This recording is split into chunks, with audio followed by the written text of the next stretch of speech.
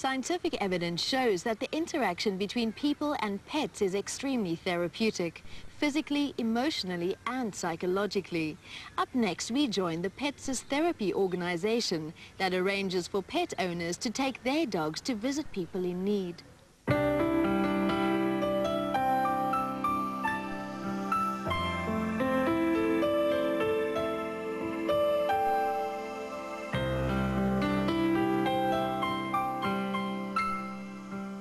Pets' Therapy is an organisation which was started in the United Kingdom in 1994, and a branch was opened here in 2002. And it's an organisation where volunteers take their own individual pets to various institutions where they share the joy that their pets give them with other people. We visit all sorts of different kinds of institutions, children's institutions such as Dominican School of the Deaf, various hospitals such as Red Cross Hospital, and we go through the range to old age homes and frail care institutions.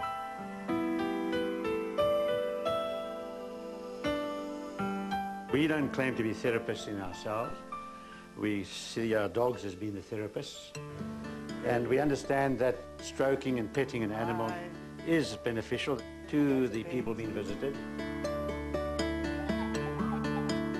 The Dominican School for the Deaf, there are a lot of kids. They have about 120 children.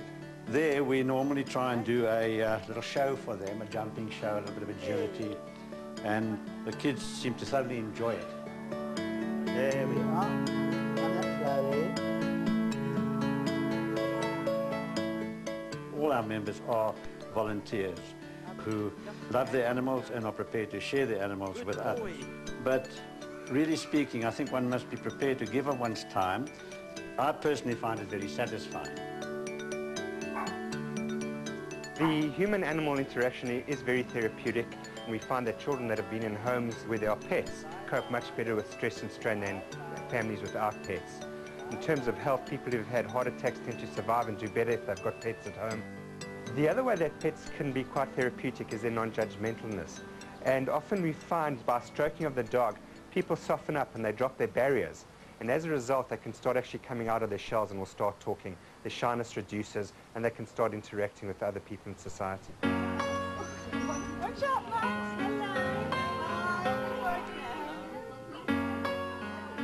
We've got about 25 institutions on our list. Included is a halfway home for mentally and physically challenged adults. They live in homes with semi-independent living, and a lot of them feel quite isolated from the rest of society. A lot of their families have abandoned them, and it's great for people to come with their pets to actually visit them on a regular basis. We develop wonderful relationships, ourselves with the people, and the pets with the people develop these wonderful relationships. People walk the dogs, they like to feed the dogs, and in fact we've encouraged some of the residents to actually even have their own dogs and take on pet ownership. So it's been wonderful to see the growth of these people in terms of their independence.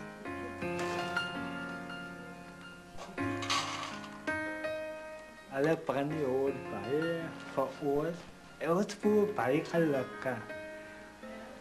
Også kijk baliona aan. Alles også baby's. En die mensen altijd komen ons voor kalaka.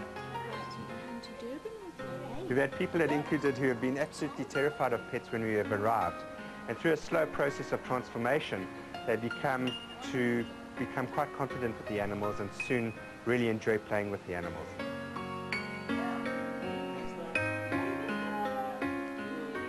We need to ensure that the dogs are fit for the job that they're going to do, and also that they're no danger to anybody who they're going to meet with. So we first of all start off with temperament testing, which we look at basic obedience, and we also assess the animals as far as their health is concerned. Naturally, we wouldn't want to start a flea epidemic in any institution. Furthermore, we don't want to transmit any worms or any other problems to the residents of the institutions as well. We only use dogs because that's who our volunteers have actually provided with us. Overseas, people bring their cats. In some cases, they even bring mice and squirrels and all sorts of other kinds of animals who are tame and are temperament tested and would actually cope well with meeting with strangers. Okay, what do you want to do? Sit. You wait. I think Sophie actually brought me to Pets' Therapy. She really is a dog with true soul. And I felt that I needed to share her benefits that she was providing me with other people. And I saw a note up on a notice board at my vet, And I decided I should really take it forward and volunteer. And it truly has been wonderful for me. I think it's really helped me in terms of giving of myself to members of the community.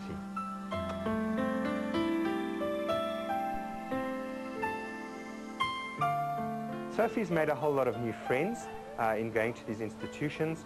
In fact, when she goes to Highlands House, one of the sisters often gives her bones or ostrich meat, and she really truly enjoys those rewards.